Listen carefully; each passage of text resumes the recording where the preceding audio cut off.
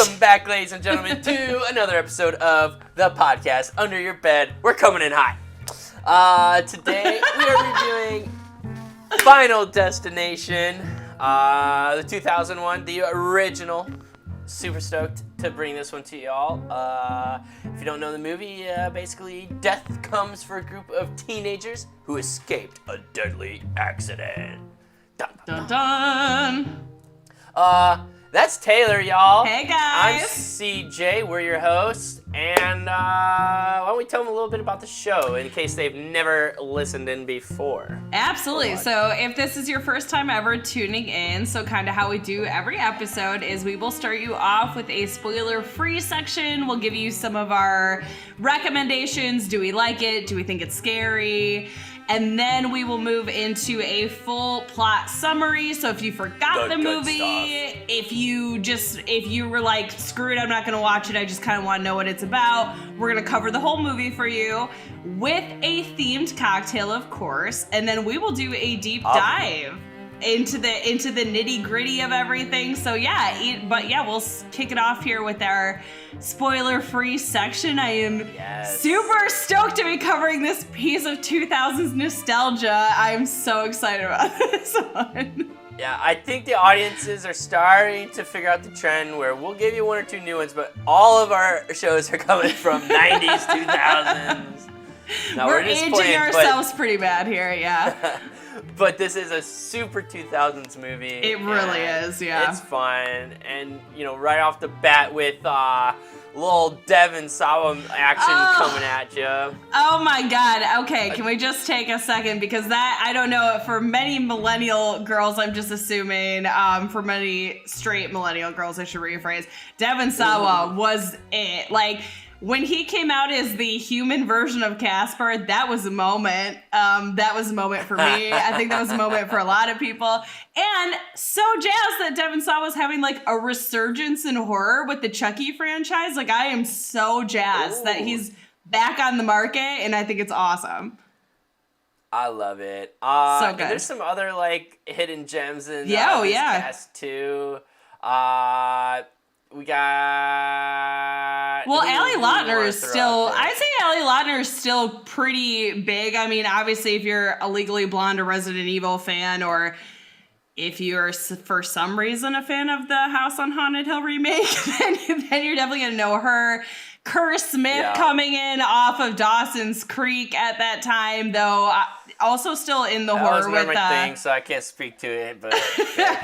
Very different roles than Jack, than that one. But, and then we've got an epic... It's a short role, but Tony Todd's coming in for a bit of a cameo there, which is awesome. And then if we're really getting 2000s with it, we've got Sean William Scott and Amanda Detmer.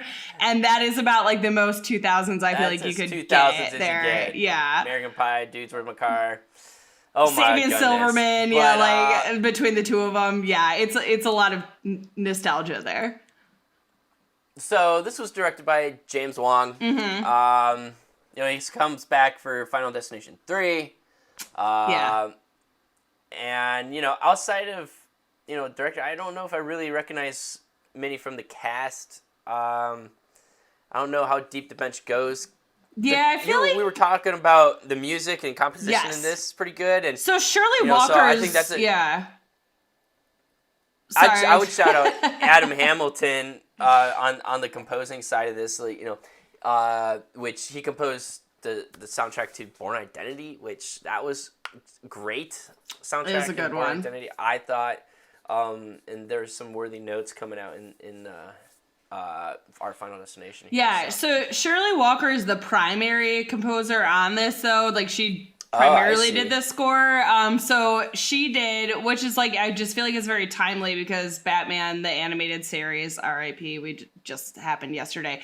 But, sad. But that was also a very pivotal, like, 90s moment there, that show for me. I don't know, for you too. But, and also, like, I'm kind of surprised that cinematography-wise, it wasn't something that necessarily stood out for me, but the fact that Robert McLaughlin has gone on to do like Game of Thrones, and then he came back for Final Destination 3, and he did a load of Game of Thrones episodes I thought was kind of cool.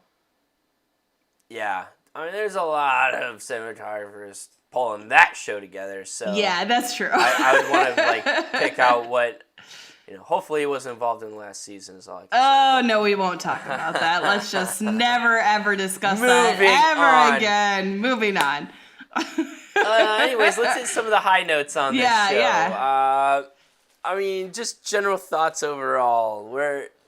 How'd you like the story? What's, Here's my thing. This was just one of those movies that I think was kind of an early horror get for me when I was really coming into my own with horror. And so for that, it will always have this super huge nostalgia boost for me where I always will love it.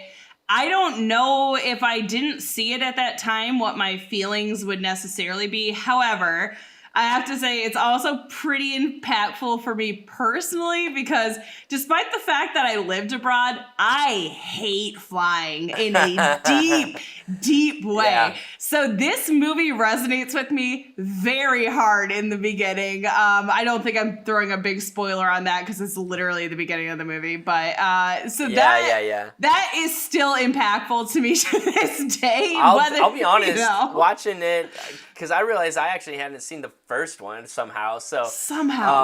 It blew me away. But I was like, shoot, like I feel that anxiety in the opening scenes on the airplane, and I fly a lot, so it doesn't bother me. So it's kind of funny, but honestly, I think that was one of the strengths in the movie throughout was there's good suspense. I wouldn't say this is a particularly like scary horror film. And, not even that particularly graphic at times. There's a couple moments. There's a couple moments. But it's not over the top with gore or anything. But suspense is working. I think it's just kind of a well-made movie, but not like breaking through any ceilings anywhere, like into new territory or whatever. So no, of course it's got some datedness to it being 2000s. Oh yeah, I mean, that's just par for the course, to be honest. I do think, like you said, with the effects, I am impressed though when they are utilized, they're done very well and they hold up really well, which is like my absolute favorite thing. When again, I have to assume a lot of that is practically done then versus digital because it still looks pretty damn good. So I do definitely appreciate that. I think the concept of the story, which I think we'll get more into when we do a deeper dive, is a pretty interesting concept. Whether it's flawlessly executed or not, I don't think either of us are saying it is, but the concept is interesting in itself. Yeah. Is it too much spoiler to kind of hint? I think we can hint at that without going into the specifics of it yet. It's kind of like basically main character sort of sees like a pattern and realizes that like maybe a premonition, some sort of premonitions about who might die next, and they kind of have to try to figure out how to survive. So there's a lot of fun in that. The idea that death is following you, or that there's like a plan, and if you subvert that somehow it's still gonna come back for you is a pretty like inherently is a kind of creepy concept. Again, I don't think either of us are gonna walk away from it being like, oh, I'm shaking in my boots, but it's a cool idea. It's a very fun 2000s cast. I don't think anybody does a bad job. There's definitely some misfires in terms of theme and tone with certain characters. Obviously, again, we'll get into that later. But I think overall, I would say it's a fun watch. I think you'd be hard pressed to like sit down and be like, I hated everything about that. I think it's a good time.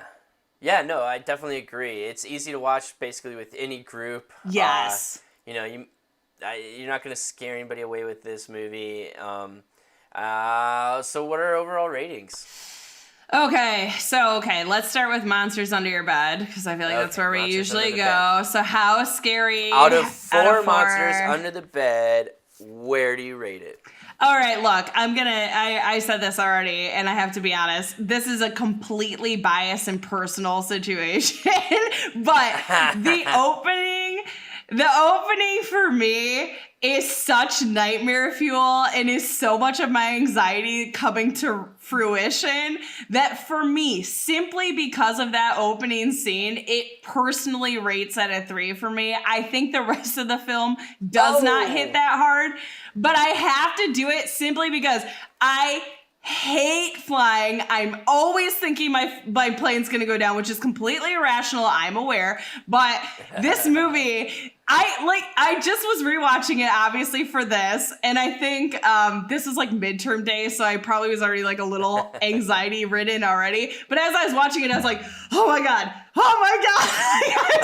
I was feeling it in my chest. So White for that, knuckling it. yeah, I have to give it just because of the opening. And again, totally biased, but I have to give it a 3 for that. How about you? I assume you're going to be a lot more reasonable, though, than I am with it.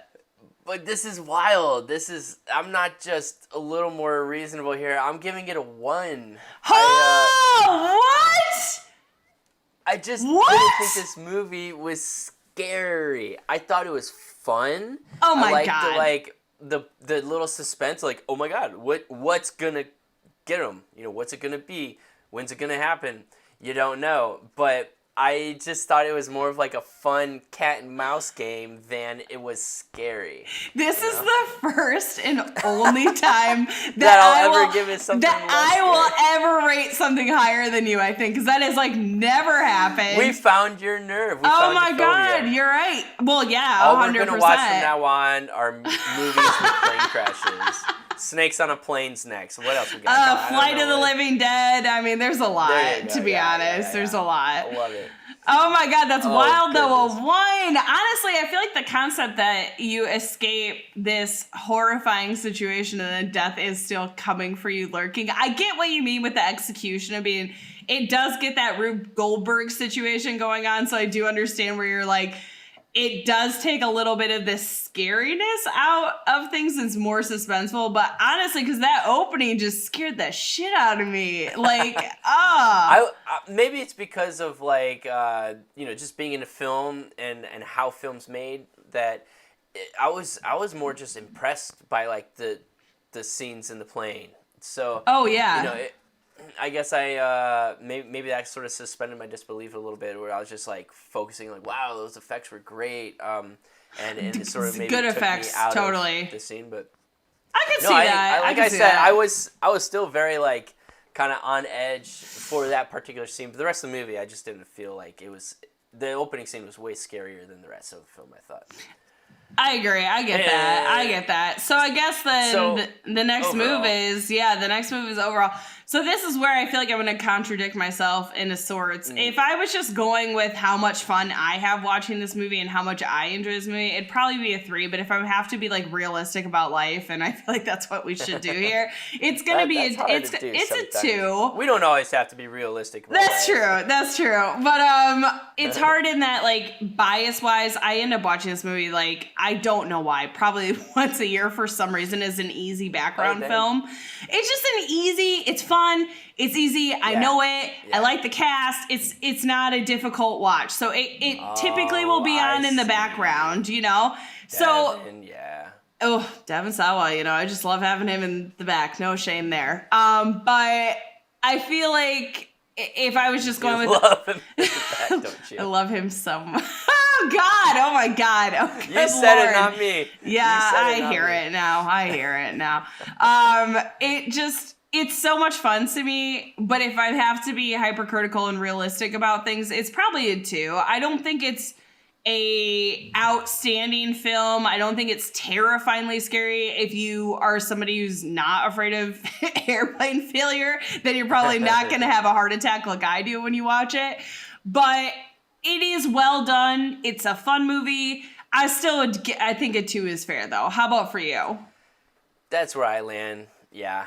2 overall. Well-made movie. Don't want to hate on it. Just, didn't like go above and beyond. Like, honestly, this sort of reminded me of like when I went to Universal Studios as a kid, and there were like the cool like you go watch the Twister scene of like things crashing and falling and stuff. Yeah. Like, it sort of like reminded me of that, where it felt like these like kind of fun like stages of like special effects that were practical and really cool to watch and how it's made, but like it just was more of like a fun game than, you know, like a very like enthralling movie. Yeah, and it's not an in-depth character study by any means Oh, or yeah, anything like the that. characters You know, are very generic and you know, lacking a lot of motivation. But it's fun. I mean, I guess Totally. you're motivated by not dying, so let's start there we go. I think that's fair. Well, I think that wraps up our spoiler-free section. Stick around because the real show is about to begin. We have a With cocktail that for you. themed cocktail too. Woo! Okay. We got one for you today. You're gonna be ready. You gotta buckle up for this cocktail. It's a ride. More so than this episode, maybe. So. Yeah. All right. Put your seats in the upright position and put your tray tables up, and let's get on this runway. Or something. Flight. The final destination. I don't know. One of those We'll see in the two. deep dive. Let's just go. Let's just go. Yeah. Welcome to the podcast Under Your Bed. There'll be drinks, critique, and perhaps a few murders. You're all invited, but once the podcast has begun, there's no way out. The ghosts are waiting, so won't you join me for the podcast Under Your Bed? You don't even want to fuck with that Mac Daddy. That's all I got for you. Yes. I probably misquoted it Welcome at this back, point. everybody. We're here for our deep dive. Oh, man. We don't have any screams for you. We got kids asleep and shit. Dogs, Just dog movie sitting, quotes. child sitting, all poorly of the performed things. movie quotes. Yes, thank you. I thought I thought sounded it was exactly like the Nailed smooth it. sound of Tony Todd. I thought I just really nailed that. Which, oh my God, did we even mention that up at the top? How did we fuck that Tony up? Todd. Okay, We did we? mentioned Tony Todd. Yeah. All right, okay, I'm trusting Yeah. you here, but can't. Okay, I'm trusting you here. If you missed it, if we missed it in spoiler free, fuck them. They're not the real listeners. Our actual fans tuning in that have watched the movie and are listening to the full episode, that's for you. Tony Todd. Okay. Tony Todd, checked it an out. absolute legend of all legends. 100%. Yeah, I mean, I gotta be honest, guys. I think part of where this episode is a little more difficult is because I think we've probably picked one of our most potent drinks we've ever chosen. I had no clue. Tell about it. I had no clue at the time that it was going to be so intense. But I guess this cocktail, I don't think Ernest Hemingway specifically was like the originator, but maybe the guy who populated the drink at the time. But we are doing... he made it popular.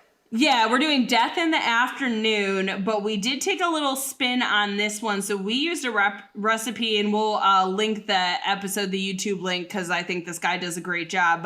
Anders Ericsson is who we both followed for this recipe, because it's essentially just absinthe and champagne if you go just the straightforward Hemingway route. But we both, especially me, because I am not a licorice flavor individual, we decided to go again with this Anders Ericsson recipe, which just incorporates a little bit of lime juice, not lime juice, lemon juice. Those are not the same thing. Lemon juice and a little bit of simple syrup.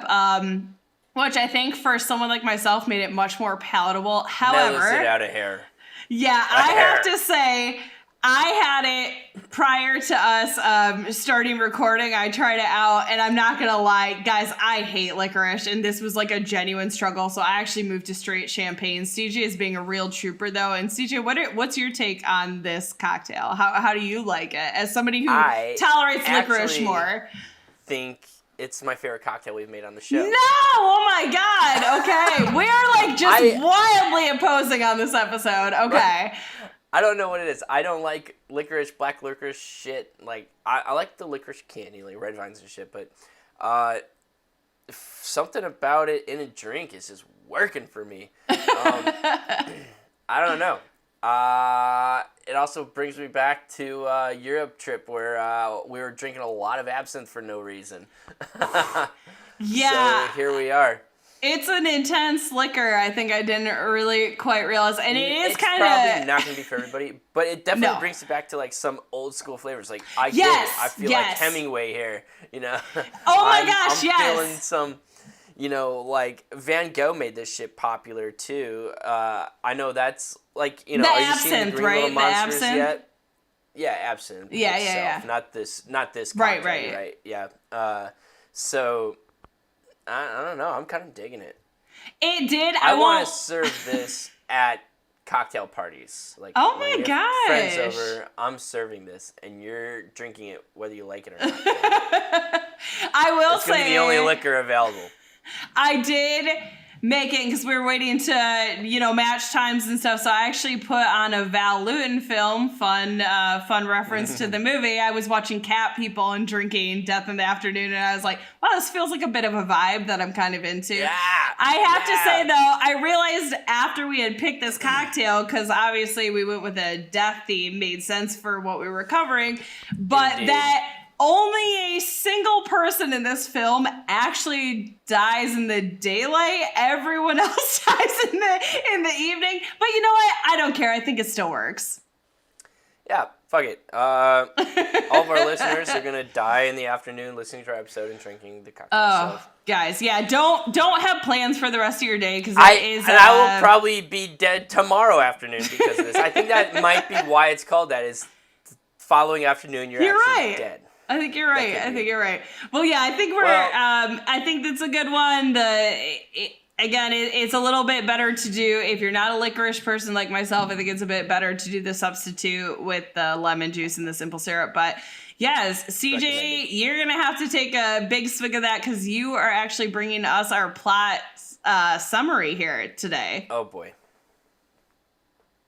And I just get to drink my champs. Throw it out there that all of our followers should vote online for Taylor to do this portion of the episodes every episode. I think so. I don't have to. Oh no! Never gonna happen. Never gonna happen. If you people vote that way, I abandon ship. All right. Well, I don't want this to backfire on me, and only I say it. So here I go. Our film opens with protagonist Alex getting ready for a class trip to Paris and displaying some anxiety about the flight. At the airport, we meet our future victims, including Alex's best friend Todd, couple Terry and Carter, goofball Billy, artist outcast Clear, not to be confused with Claire. Yeah, be very clear. Be very clear about Claire. Claire's yeah. not clear. Something's not clear. And their teacher chaperone, Valerie. Alex gets increasingly creeped out by weird signs but he still boards the plane with our group and the rest of his classmates. The plane takes off with immediate signs of concern, and we then watch as the plane and its passengers are eventually engulfed in flames. Ugh. The end. Just kidding. Alex wakes up, and when events start repeating, panics and screams that the plane is going to explode. The exclamation gets himself and our group kicked off the plane. Yeah, Alex that's fair. explains that he had a premonition about it crashing and the group watching on as the plane takes off and almost immediately explodes in the sky. About a month later, at school during a memorial, it's clear that things have been rocky for the survivors. Todd and Alex haven't seen each other as Todd's parents blame Alex for the crash. Premonition, creepy motherfucker. Valerie has been guilt-ridden about sending the other teacher back on the plane. Carter seems perpetually on edge. Billy treats Alex like a psychic. And Claire appears isolated, but she does thank Alex for being alive. The next thing, while poring over crash literature, Alex gets a sign Todd might be in danger. As he makes his way to the house, Todd is strangled after getting tangled in a shower wire. Which also, who even has those, right? Is that even a thing? That's some 2000 shit from You're 90s right. that still had up in his room. An act that is perceived to be suicide. Alex and Claire talk the next day about the potential of something still following them, and elect to break into the funeral home, storing Todd's body, which is the obvious choice. Yeah, duh. The mortician tells the two they cheated death's design. What Can't else do would that. a mortician do? Can't do that. With dead bodies. While grabbing coffee outside, the two discuss this concept, and Alex theorizes they weren't meant to die at all in the crash, and that death is still coming for them. But he believes if they figure out the plan, they can cheat death again. Fair. They then run into Billy, Carter, Terry, and Valerie. Always at the same time, all together. Alex and Carter immediately get into a fight, causing Terry to start walking away as she tells Carter to drop dead, and is immediately run over by a fucking bus. Boom! That is a moment. Poof. Poof. Gone. That night, while watching a news report about the crash, Alex figures out the path of the explosion and subsequently the order in which everyone would have and will die. He figures out Valerie will be next and heads over to her house, creeping around. Dun, dun, dun, dun, dun. Gets him taken away by the FBI and leaves Valerie on her own. Through a series of radical events, Valerie's neck is cut open. Yeah, you're right. On It's the radical. ground, a radical Rube Goldberg events. It is. Shit sliced open. While on the ground reaching out for towel, Valerie accidentally pulls down a knife that stabs her. Alex gets released and heads back to the house to find it on fire. He attempts to help her, but she dies after another injury, and he only manages to incriminate himself further by leaving prints at the scene. So Fucking bad. amateur. So amateur. So amateur. Billy, Claire, and Carter meet Alex, who is now hiding from the FBI. While driving, Carter demands to know who's next, and after inferring it's him, starts driving erratically, stopping the car on an active train track. Carter's buckle prevents him from exiting the vehicle, but Alex manages to pull him out before the car is run over. A piece of metal from the car gets dislodged and decapitates Billy. Like from Holy the shit. mid-head up, yeah. Yeah, like that's a solid halfway Half severed. head, yeah, That's a half head. solid death. Alex figures out that it's because he intervened and it skipped Carter and moved to Billy. Believing that he's next, Alex isolates himself in Claire's father's cabin, attempting to evade the FBI and death. Alex realizes he made a mistake and that Claire is next in line. He manages to evade the FBI and gets to her house, but finds her trapped in her car with a live electrical wire on top and in the midst of an imminent explosion. Alex pulls the wire off, giving Claire enough time to get out of the car, but also shocking the fucking shit out of him and stopping his heart. Yeah, not good.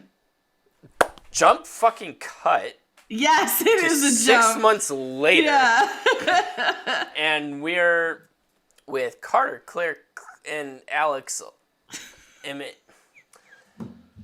Jump fucking cut to 6 months later when Carter, Claire, and an alive Alex image from... You wrote this like you drank absinthe when you wrote it. No, you just can't say the word clear. You just can't say the word clear, and it's throwing the whole thing off. Is what's happening. I'm doing that on purpose. That's intentional. Okay. We jump fucking cut 6 months later when Carter, Claire, and the live Alex emerge from a plane arriving in Paris over drinks. I think our drink of choice is perfect for Paris. Over drinks, they discuss, probably absinthe, they discuss surviving, but that Alex could not be next if the design is still in play. Could be next if the design is still in play. Alex starts seeing weird signs and elects to return to the hotel. Claire sees a vision of a bus and stops Alex before he can get hit. But the bus crashes, causing a series of Rube Goldberg fucking accidents. Again, Carter it's just continuous. to save Alex from a large swinging sign and states he knew Alex was next. Alex points out that he's been skipped, and while asking who's next, we see the sign swinging back and cut to credits. Oh, I love that cut, actually. And It's the right way to end the Claire thing Good had me actually crying with that. So I apologize. If you're watching on YouTube, you can actually see me crying. That killed me. I can't handle it. It's so ridiculous. I actually do love that last just cut, throw it though. out. I went the whole movie not knowing her name was Claire. You stayed. I thought for sure it was Claire. Everyone thinks it's Claire. Everyone thinks it's Claire.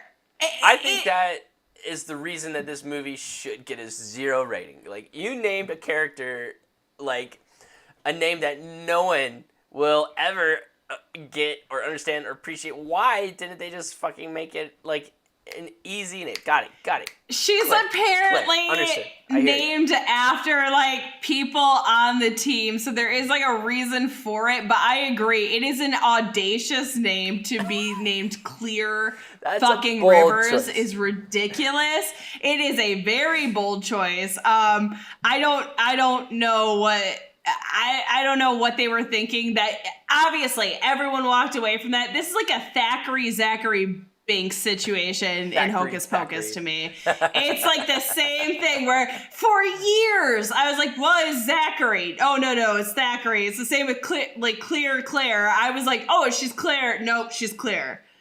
Yeah. I don't know. Yeah. It took me many, many watchings to make that distinction. Well, besides some other generic names like Todd or something. I don't know. Okay, but wait. All right, if we're starting with the names, actually, this is a great little fun, fun getting into this thing. Okay. Is that every character is named off of like a horror icon of some kind, whether it's like a director or actor or, so you've got Terry's last name, I believe, is Chaney, right? So it's like Lon Chaney, obviously, is the connection there. Hitchcock is Alfred Hitchcock. Valerie Luton is a very clear Val Luton. Alex Browning, Todd Browning, so it's just that is actually a piece I think is very cool. I'm a little more dense than you are. I did not pick up on that, and I appreciate that. That is very fun. So we'll let the Claire Clear shit slide. That one can slide, yeah. You threw the trump card, the trump card on the table, and they win. Round one. The rest of it, excellent though. I think what a fun way to be like a bit of a nerd and be like, oh, that's a clear reference there. And I know the agents too, like one of them is Shrek, which is off of Max Shrek from Nosferatu, the actor from Nosferatu. But I like it's not just directors, it's like actors, directors. I think is a pretty cool little, just a fun spin on people who clearly know horror. They got all their favorites in there, yeah. Yeah, very cool. Very fun. Just a fun fact. Sweet. Well, I liked the movie. I thought it was fun. But there's definitely issues with it. Where do we start? Honestly, I guess for me, if we're just going to hit on like the things immediately that were like, I'm not sure how much that worked. I think, honestly, one of the biggest red flags for me, and I'm curious if you feel the same way as like a newer viewer, is the relationship between Claire and Alex. I do not inherently dislike. My issue with it, though, is it feels so thrown in there without much thought to it. We're supposed to it just feels like they threw in a romance subplot for the sake of appeasing like a 2000s audience versus having any like real weight to the film. You know what I mean? Yeah, I do. I think that's like probably one of the bigger issues with the movie overall is that the characters are just very generic and flat.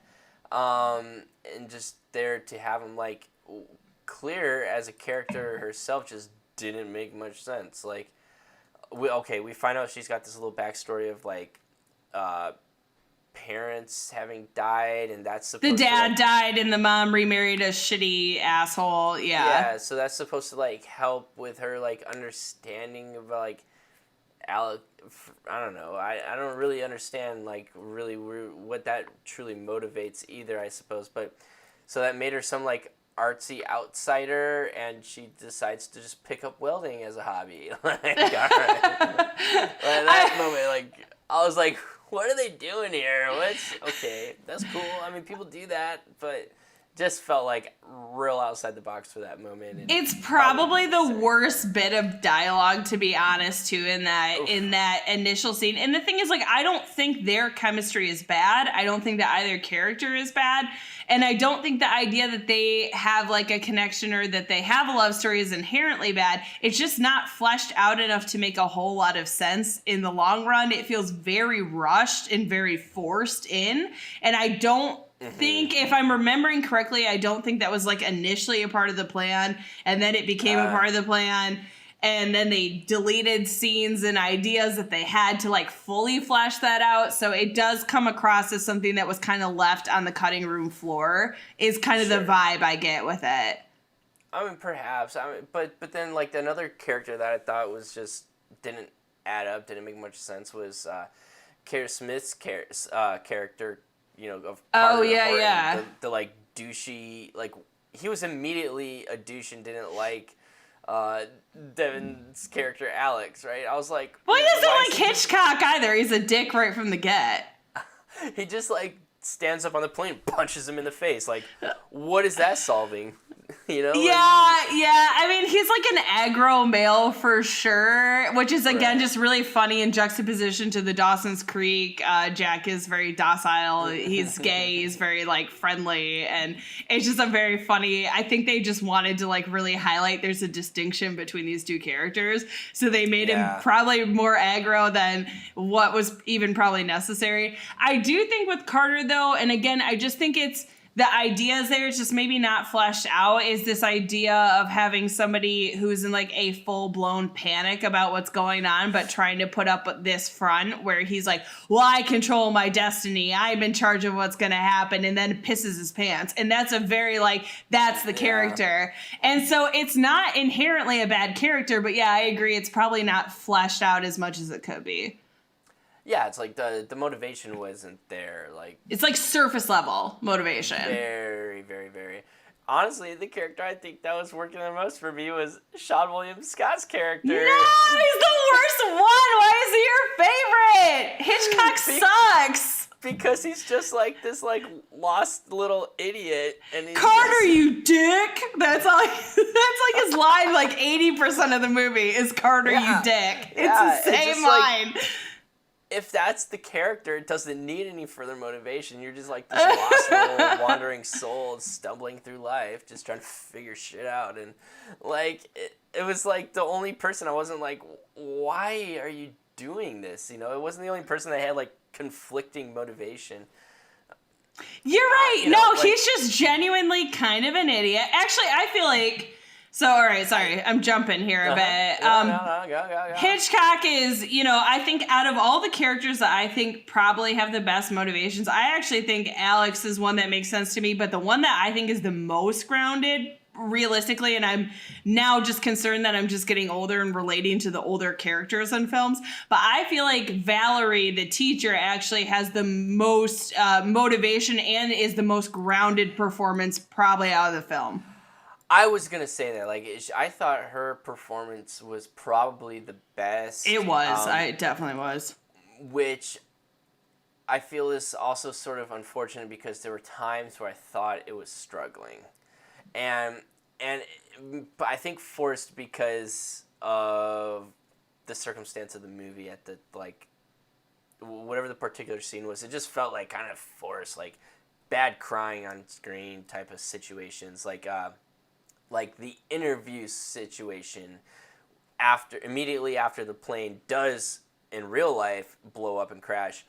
It's like nobody in this room is distraught that their entire class just blew up on a fucking airplane and they, like, managed to escape death by mere minutes, Like, the overwhelm of that circumstance just does not play on camera in any way.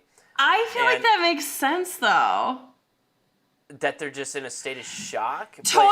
But I think they're so freaked the fuck out. I actually, how I read it. Bad acting. Oh, see. Okay, well, all right. This is interesting. I feel like, Or yeah, shitty this directing.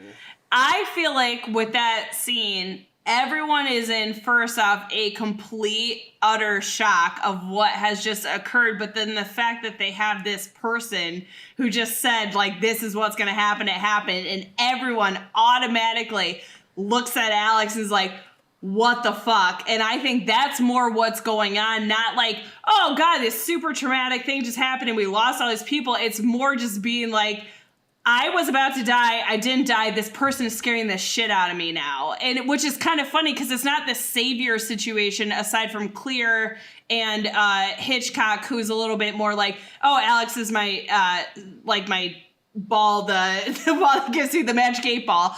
Aside from that, everyone else is like kind of freaked the fuck out by him. And I think that's actually kind of interesting. It doesn't read on screen for me. Like, and if that was the really what happened, like, I feel like there'd be a wider range of reactions from that group of characters, like, you know, somebody bawling their eyes out the whole time, somebody like really in shock, like shaking, just like completely unaware of the shit going on around them, you know, someone that's suspicious as fucking, like, you know, why aren't you guys fucking arresting this asshole? Clearly he's got something to do with it. It just, I don't know, it just felt like very flat and confusing, and I feel like it's subdued and I like it, but I do understand what you're saying, but that is not my takeaway from that, like, that immediate, because I just feel like it's so shocking that it would be so ridiculous to then have people just go into this automatic, like, oh my God, the weight of everything is just hitting me now. It's like, no, that's not going to hit for days or months or whatever. So I kind of like that it's not that in your face of people like breaking down crying. I kind of like that they don't go that route. But with Val in particular, I do think, again, I think her character is one that has the most interesting, because she really has that survivor guilt in the biggest way, by sending the other teacher back on the plane. And then obviously, you know, during her death scene, as she's like commenting about how much that's fucked her up and how she's trying to get out of town and stuff. I definitely think she has the most like grounded, realistic, like reactions and most realistic like scenario play out. Aside from the actual death, which is completely outrageous. Yeah, and then honestly, probably one of the better character arcs as well. Like, you know, in terms of like story, I'm a little at a loss for what anyone else's like arc is as a character. You know, like, just don't die. Let's just not die today. That's good plan. Okay, let's not die. And I'm gonna like punch you in the face because I don't like you, and let's not die. And, like, you know, my first like reaction, even from the opening credits, it just kind of felt like they're trying really hard to make this movie. You know? I don't know what it was. It was something about like, maybe it's just like trying to fill screen time. Maybe in retrospect that could have been just like, okay, we got like 5-minute opening credit sequence. We gotta like fill this fucking shit up. What do we do? You know, the weird thing about that is I think the music is insanely effective throughout the film, but I did feel, and it's a great score to open with, but I did feel like it was weird as the credits were going on.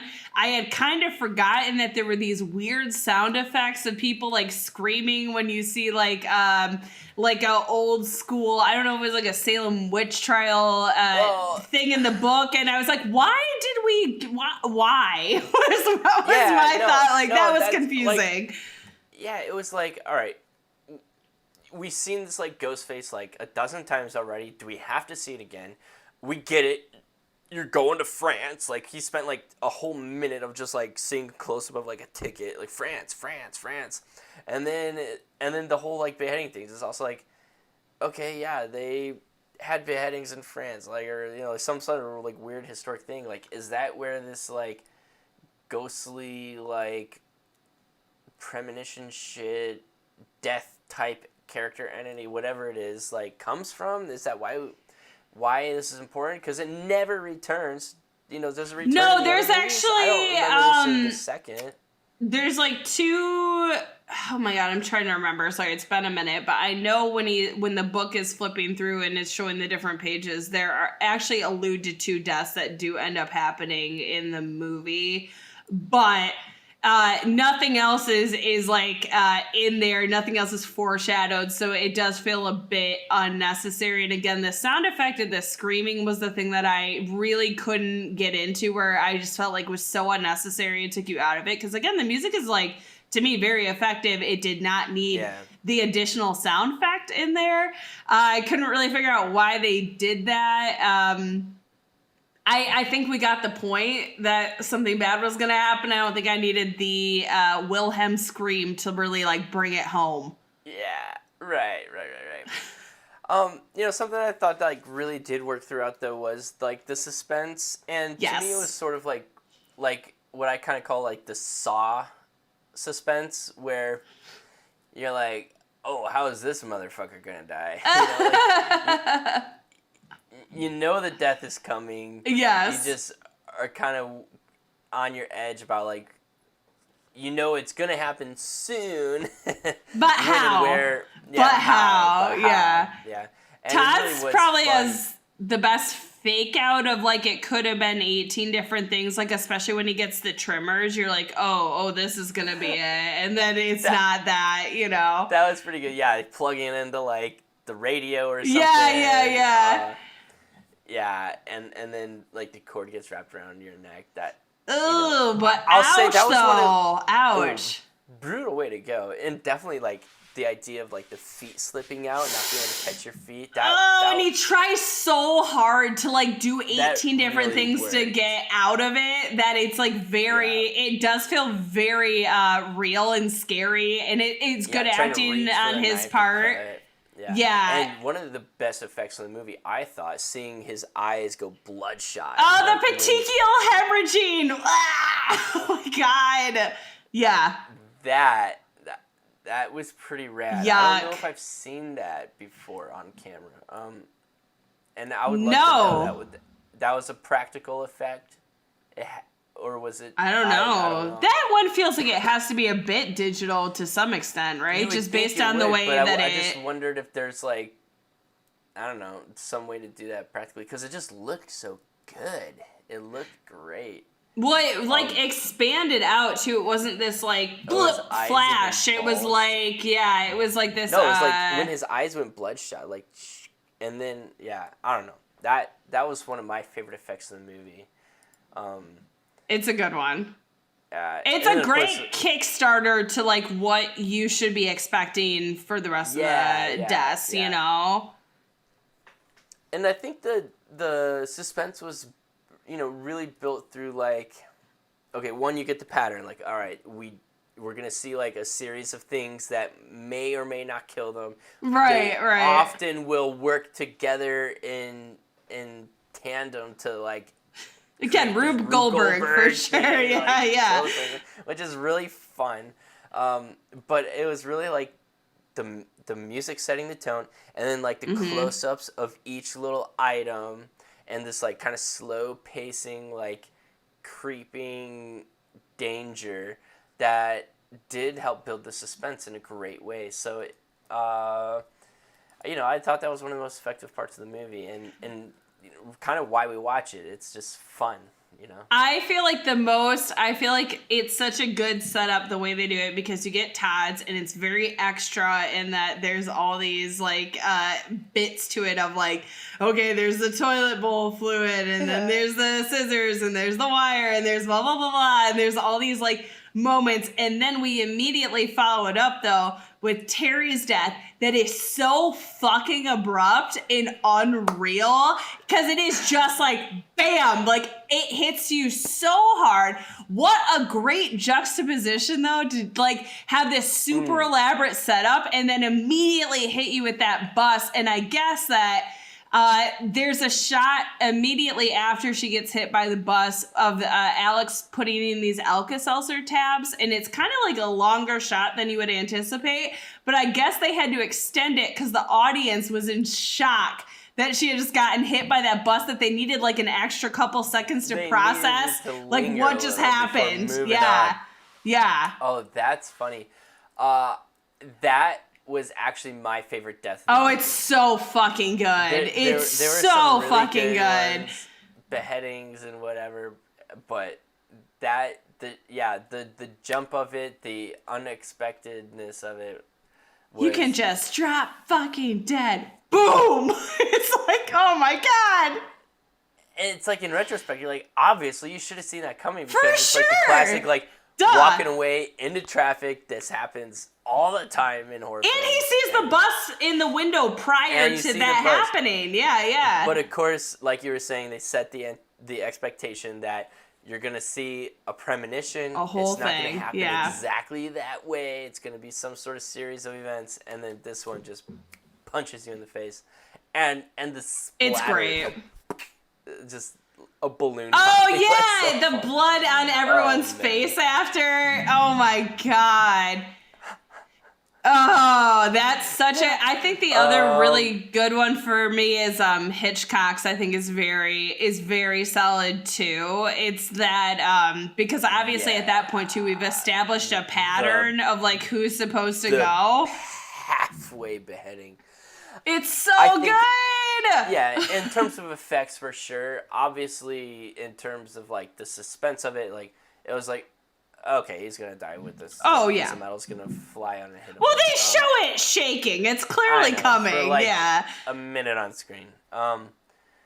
It was fun that was also the moment though where we kind of see the surprise of wait, the person who we thought was supposed to die doesn't die. Yes. So plot sort of thickens in that way of like figuring out whose turn it is.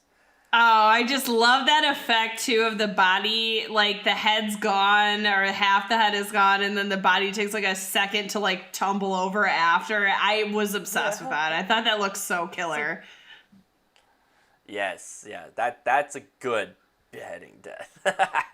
I was into that one. I was into that. That was a good one. How do you think the plot overall is, or what I mean is like the sort of like whole idea of can't cheat death is following you. Do we like this? Does it work? What are the holes in it? Where are we here? I mean, honestly, I actually really enjoy this concept. I think it's pretty wild, the fact that, you escape this horrific situation. You're in this minority group of people that somehow made it out, and then you're not safe, though. It's actually like very upsetting in a way, because you've escaped, again, this horrific traumatic situation that you actually saw happen, and what happened to everyone on there, and you could have been a part of it, and you get out of it, and your momentary relief is immediately followed by everyone starts dying in horrific ways, which is, I think, some again, where shit. Yeah, just a little traumatizing. Where I think Alex's character motivation, for me, I feel like I kind of understand where he gets in that very paranoid place very quickly, of being like, well, this is happening, I'm seeing the signs, I can't stop anything, it's all coming, and what are you gonna do, So I think the concept is really cool, and I think it's like relatively known if you know the movie, but that this originally started off as like an idea for an X-Files episode, which I could completely see being an X-Files episode. However, I feel like it's better served to a full-length feature, and obviously it's done well enough to spawn all of the sequels, so fair play. I like it. I like the idea that, we think we've bested this large force, and that it turns out, no, you're fucked anyways. It's kind of cool to me. What's your take on it, though? No, I love it. Like, yeah, you can't cheat death. We know that. That's a rule. It's inevitable, yeah. It's inevitable. It's going to happen. That in taxes, right? So it's definitely a fun idea. Like, if you got away with it once, can you will do death it catch up again? to you? Yeah. My sort of like question is, where do these like premonitions come from? Like, why does he have these premonitions? Does that ever get explored? Do we need to explore it? Like, it just kind of felt like I guess I didn't really like have to have an answer. I was just kind of curious, and especially when you have this opening sequence where it's like all these like old like historical books of beheadings and things, you sort of feel like there's gonna be something woven into here, and and some sort of like folklore about where this thing comes from, and like why is this like the breeze comes in, you've like fucking, I don't know, smelled the air, and now you're the one that's gonna fucking die. I feel like the way they've kind of set the franchise up is that, you've got this character who already seems a little on edge or a little uneasy about what's going to transpire, because prior to any of these movies, prior to the actual like premonition death event going on, they start kind of getting weird vibes that something's like not right. So whether these people are like inherently in tune to, what's around them, or whether they have some preconceived anxiety that makes them, because Alex is like very similar to me, where like I've definitely kept like my tags before, being like, oh, it's a weird superstition thing. But whether you have that inherent anxiety and you're picking up on things more, or whether you're just more in tune with things, I don't know. But they've kind of set it up in that person then it is already set up to be more in tune than any other character. And then obviously then that happens, and they subsequently somehow still are picking up on these signs after. That's how every movie is kind of set up. They don't explain why that person is that way. But again, I feel like it's just somebody like myself who's just overly anxious and picking up on cues. It's kind of the vibe I get. Hyper alert. Like hyper vigilant. If you're in tune enough, you will see your death coming. You just you just have to be so anxious and paranoid at all times that you'll be like ready to go. That's it. I love it. There's a few people in my life I know that might be able to see their death coming. I don't think I'm one of them. I'm largely tuned out. Oh, I've already like pre-planned like 18 scenarios that will never actually happen. So I'm going down the other end where I've like planned too many things. I'm like, none of these things are gonna happen, but okay. Love being anxious. All right. I mean, largely I don't think like the concept had me like at a loss. It made sense. It was simple. It was clean. It was fun. And it worked, overall. And then I thought, did you like the visual of it? I wanted to ask you about that, because it doesn't come into play that often, but they do that weird shadow thing. And in particular with Todd's death, they literally have like death is like covering its own tracks, which always really weirded me out, because I can't imagine a scenario in which you're death and you need to like make it look like an accident or a suicide. But I was curious what you thought about that. I really liked the like shadow play, the like you catch this like reflection of some sort of shadow run by or something, and to me it was like, oh, that is like actually death, the character, the entity, as opposed to this like weird phenomena. Like it sort of gave it a character in a way, like death is there waiting to get you or about to reach out and grab you, which I thought was really fun. But I get the whole why the liquid stuff. There's always some sort of like liquid involved in all the deaths, where like the first in one, two of them, you're right. Yeah. Was it only two of them, or like the kerosene or gasoline or whatever? Oh God, you're right. No, it's three. You're right. It's three. And then in the kitchen, and where else? I don't. It's I don't Val and I guess the train there wasn't one, and and the last death I don't think. Carter's I don't know. It's just like why is this? I don't know. That one was a little more confusing. Like is that the way death like reaches out and gets you? But there were like so many. But then it wasn't in half of them, so I didn't get it. No, Just kinda left you. I don't mind the shadow, but I'm with you. I don't even mind like the kerosene getting knocked over, whatever. That's fine. The one that really bothered me that was Todd's, That was where it fun. like literally retreated back, which was so confusing. Like it wasn't like something that got knocked over. It was like, oh, this liquid poured out and then it went back in, and then that never ever comes up again in the movie or in the franchise. And so I don't know if that was just like an idea that they midway were like, yeah, let's not do that again. Or like what that was. So maybe it's some sort of idea of like this death spirit can't like break through to our plane, to our realm, and like kind of exist in the like you can only like kind of like work through things and objects or right, but then why retreat is my question. Why be like, I'm gonna cover my tracks like I'm a suspect in a crime?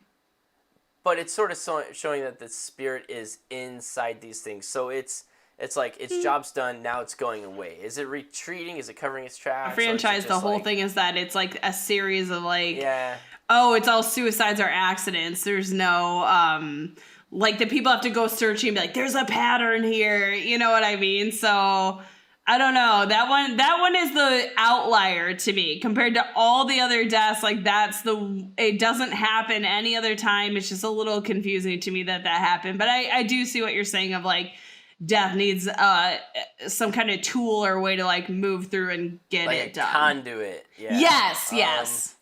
I guess there's no like clear answer to it. Is that a problem? Did it feel a little weird? Sure. That's fair. What else was working or not working for you? I'm trying to think if there's anything we haven't specifically hit on yet, but well, you really were digging the music. What did you love about the score, the soundtrack? So, with the score in particular, I feel like we have a series of innocuous events typically, like especially when we go into the premonition phase of things. It's like, okay, yeah, he's getting his ticket read and it's his birthday, and he's passing the Krishna guy who's telling him, about the afterlife, and there again, it's pretty innocuous stuff, relatively speaking, but I think you need something to back it up that makes you go, okay, well now I'm getting like a creepy vibe and this is weirding me out and it's feeling very coincidental, and I feel like the score really helps sell that it's not just like this random event that's happening and that it's a little bit more nefarious or there's something bad's gonna happen. And that's for me where I felt like the score really, really helped sell some of that stuff. Now, for me, again, all those signs with the plane stuff are things that I definitely get panicky about. When you're entering the plane and there's that weird step in between the I don't know what you call it, the gate in the plane. Yeah. That, or looking at the plane and seeing some weird, like old, like it feels a little old looking. All that stuff for me resonates very hard, but for a regular person, I feel like the music really sells that as something that's kind of creepy. Yeah, no, I totally hear that. It's funny, like hearing your perspective, it makes the opening scene so much more understandable. Because I kept thinking, like, why are we looking through the crack? Like, in the... Oh, that's me every time I get on a flight. I always look at that, and the fact they honed in on that, I was like, well, somebody must have a flight anxiety because that really resonated quite well for me. Well, it was like, that's cool. I look and I'm like, oh, fun. But it just was a detail at the moment that I didn't connect with, like, anxiety of boarding a plane and flying. Yes. Yeah. So all of that. It's great hearing the other perspective. I liked the ending, but I thought it was just jarring. Like, now we're just like fucking 6 months in the future. Like, you pass out. Did you go into a coma for 6 months? Is this what's going on here? Like, So, Okay. that ending, and I don't know if that's abundantly clear from the fact that Allie Lautner is a brunette and with bangs in 99% of the film, and then she's blonde and then with us, all of a you sudden, know. hair, makeup, wardrobe change. Right, and honestly, I never say this, but honestly, she really works the blonde better. I just gotta say it. I'm just gonna throw it out there. I think it's a better look for her, but I don't know if that made it abundantly clear that there was a significant time gap because they had a different ending plan. They had like 2 different ending plans, actually. Oh. And I'm so happy we didn't go with either of them. And actually, one of those concepts does come into play in the sequel. So, spoiler alert, if you've not seen the sequel, obviously, CJ, you've seen the sequel. But initially, what they had planned was that on that beach scene when her and Alex are talking about her dad dying and whatever, they were supposed to have like had sex at some point on that beach, which plot line wise wouldn't have made a lot of sense to me, but okay. So Clear gets pregnant and has a baby is one of the outcomes that they had originally planned. That, again, just sounds like bad character writing.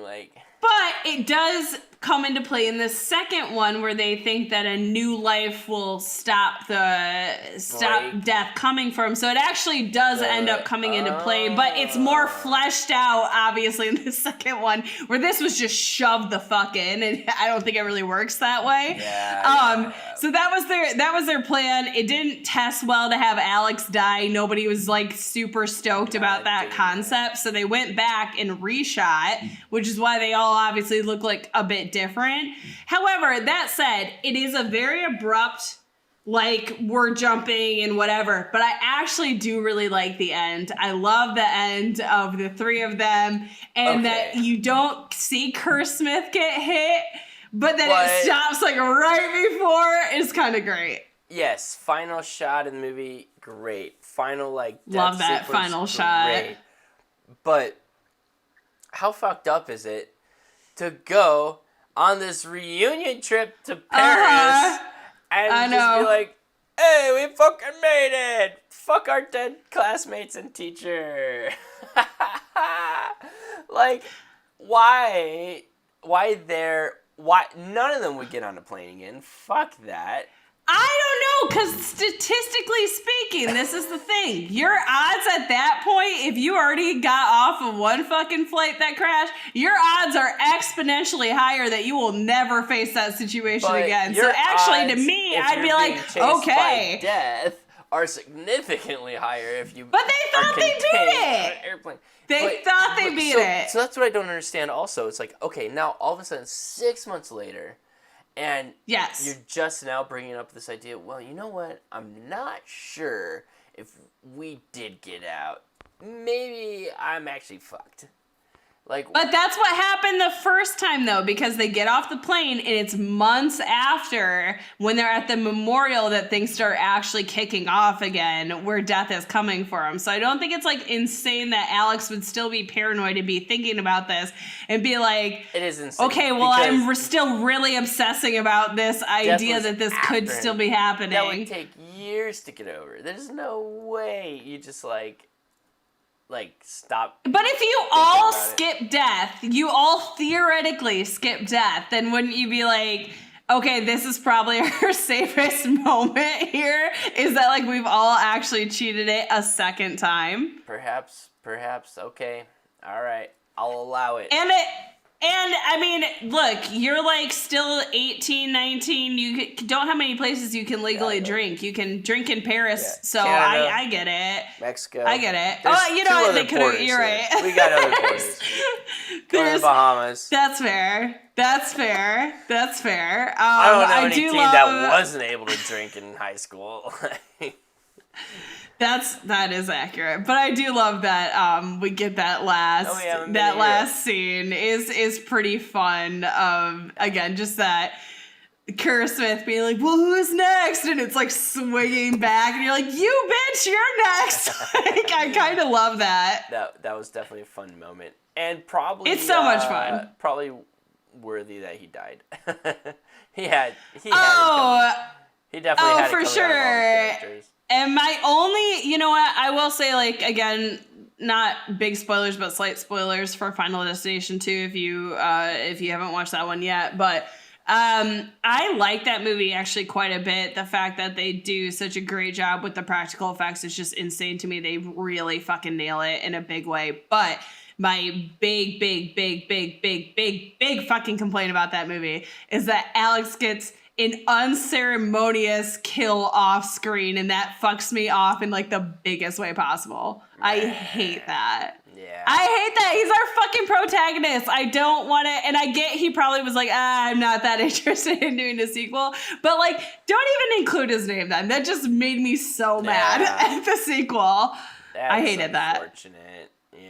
No, all of our characters end up dying, actually. Now that I think about it, they all end up dying because Claire dies in that movie, Alex dies before that movie, and Carter clearly dies at the end of the first movie. So we actually lose our entire cast in this one. So let's go there.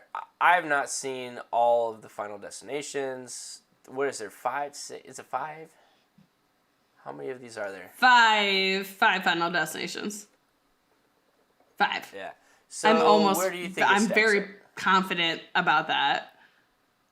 Oh, this is my favorite one. I mean, this is my absolute favorite one. I have to say, for me, it's always going to be the first one because I love the cast. They brought the concept in. Mm-hmm. It's probably the most, which sounds so ridiculous to even say this, but it's probably the most grounded out of any of them because obviously the deaths just continue to get more and more elaborate as we go on. Much like you said, much like a Saw film, it starts getting more and more elaborate. But for me, what I can't decide is if the second or the fifth one is going in my second place ranking. That one I'm not quite clear on. The fourth one is like a goddamn travesty. That's going to absolutely be at the end of the line for me. I guess for you, because you've only seen the first two, like, did you like the second one better? Or like, what was your vibe? Because again, practical effects are fucking killer in the second one. Yeah. I mean, this was a long time. We're talking a decade ago that I watched the second one. So some time has passed. But I remember really enjoying it. And it's really fun, actually. Fun. So, and the deaths felt maybe a little more iconic, where I don't, like a severed in half head is pretty great. That death splatter was pretty great, but I don't know if there's anything as like when I think of Final Destination kills.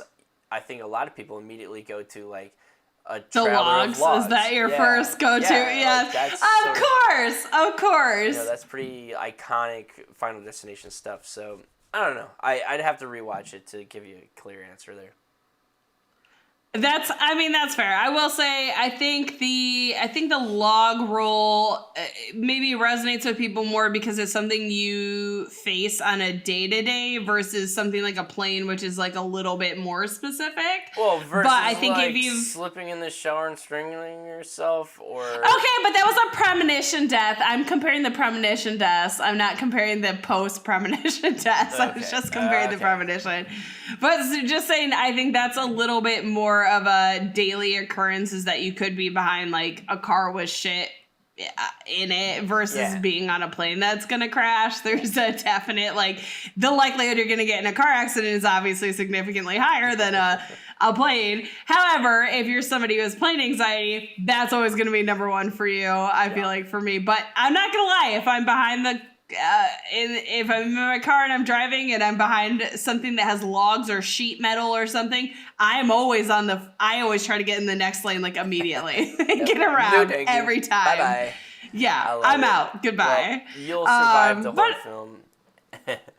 Yeah, right. But I Final Girl. I think that speaks to, thank you so much. That's the best compliment I've ever gotten. I think that really does speak to, just generally speaking, how much I think this franchise is fun for a lot of people. I think this franchise resonates for a lot of people because it plays on tons of different anxieties that people have. Throughout 5 movies, they've obviously managed to hit on something. I'm not saying that every movie has hit the same level of success. Obviously not. But this is just it's a fun watch. I feel like, you can watch it in a group and have a good time. You could definitely play a drinking game with it and have a good time. It's a very easy one to put on the background even because you don't have to take it super serious. Again, we said it earlier, it's not a big character study of any sorts, but, a great 2000s nostalgia boost for me. And so I guess what are your kind of like encompassing last wrap-up thoughts here? I mean, I agree. Like, this is just a fun, easy to watch movie. Super like nostalgic for the era. Probably is why everyone over 30 will like this. I don't know if crowds under 30 are going to get into it. I just don't. I don't know if they will. But it's fun. It's playful. I don't think there's anything wrong with the film. If you're just really looking for a good horror film, this isn't going to be the one. I'll point you in this is not this is not Psycho. This isn't going to blow your fucking mind with cinematography, or again, it is not a Hereditary or Midsommar character study situation. But I mean, I think you have to have horror movies like this though that are just fun and easy, and there's a little camp to it. This that you can buy for $3 in the bins at Walmart. Am I wrong? I've seen this on DVD in the $5 bin at Walmart. Come on. Okay, Devin Sawa deserves better than a $3 bin. No, I am personally offended. It was probably with like 1, 2, and 3, like on the same disc. Like. Oh my god. No, actually, my sister got it for me. She bought me, I don't know if it's like a Christmas gift or it was a birthday gift, but she got me, it was like, I got like 1, 2, 3, and 4 in a pack, and I was super pissed that I didn't have like the 5th one as well. Like I was like, you stopped me at the last worst one. I didn't even get the last one that is actually like good. So what a bummer. What a bummer. That's funny. I know. I was like, God, I don't want to finish on number 4. That's just a disappointment of epic proportions. It's like you're buying the 5th on your own. I can only afford 4. No, I'm now that I know you have not seen them all. At some point, we are absolutely going to have to cover everyone in this franchise at some point, great. just because. Well, let's knock a few others off the list before we get back to 2, 3, and 4 here. Oh, speaking of which, are we okay to announce the next let's one? announce. We're good about that? Let's so announce. Actually, this is complete happenstance that we ended up pairing these together, but I guess we're having like a Kerr Smith moment because the next movie we're going to cover, and we're going to bring it out a day early, so it's releasing on Thanksgiving, is we are going to cover Pilgrim. It is a Thanksgiving classic, new classic in my mind. Yeah. I'm very excited for you to watch this. I have a lot of a lot of opinions on this movie, but I think we're gonna have a good time covering it. And it's, a holiday film. Yeah, we need some more holidays. And let's not forget to give a shout out because Final Destination was a audience recommendation. Viewer request, yeah. So go ahead. I can't recall, Taylor. It was somebody. Yeah, so a good friend of mine asked us to cover this one, and they're like, would you ever consider covering that? And my immediate answer was, fuck yes, absolutely. Always. I love this movie. I would totally cover it. So yeah, I think obviously we're doing a holiday, and that's going to wrap up November for us, but we are open to any suggestions. Again, we say that with cocktails and with episodes. If you have a drink even that you're like, this is just a great drink, can you pair it with something? We'll find a way. Again, Death in the Afternoon, did it totally encompass it? Maybe not, but I feel like it works, so we went with it. I think it should be called Death in the Night, Morning, and Afternoon, because this shit will cover your bases. Oh, you're so much more of a trooper for getting a second one, because after that first one, I was done with that. So I'm impressed that you continued on. But yeah, please send us any requests if you want us to cover movies, if you have a drink you want us to feature, anything like that. We're super down. You can hit up any of our social media pages at Pod Under Your Bed, or you can Maybe send not us a Twitter. message I don't know over. if we're gonna keep Twitter going these days. That one's real dicey at the moment. I don't know how long that one's gonna last. Inactive on Twitter. Well, we'll see what plays out there. Maybe it's yeah, just I've been kind of just waiting to see, and it's not looking good. So, but our Instagram page is very active, and that's Pod Under Your Bed. That's our handle. We are very active on there. You can also hit us up under Gmail, which is podunderyourbed@gmail.com. But yeah, any of those work for us, and we are super stoked to cover what you guys want to hear. If it's a new release, if it's something old, if it's something very bizarre, we're also super down for it. We love it all. We need some more bizarre in here. Come on. We need to get some We do. foreign action going too. Oh my God, we are so in. Yes, yep, you're right. We're far behind on that one. So if Yeah. you guys have a good recommendation, we're here for it. Yes. Love it. Love y'all. And Love you guys. can't wait for y'all to come back for our next episode. On And Thanksgiving. And Thanksgiving. And this is the podcast Under Your Bed. Bye, guys.